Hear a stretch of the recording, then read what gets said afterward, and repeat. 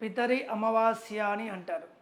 September 21వ తేదీన పితృ అమావాస్య అని, భాద్రపద మాసంలో వచ్చే అమావాస్యని పితరులకు సంబంధించిన అమావాస్య అని అంటారు.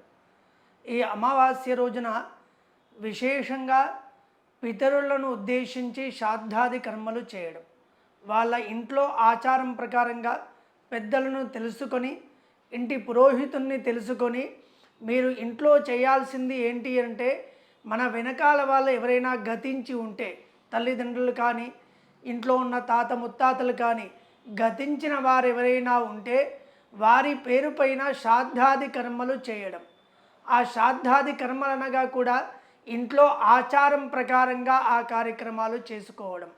దాంట్లో ఈ అమావాస్య రోజున మీరు ఎవరైతే పెద్దలను ఉద్దేశించి ఈ కార్యక్రమాలు చేస్తారో వాళ్ళకి ఎలాంటి ఇబ్బందులు రాకుండా ఉంటాయి.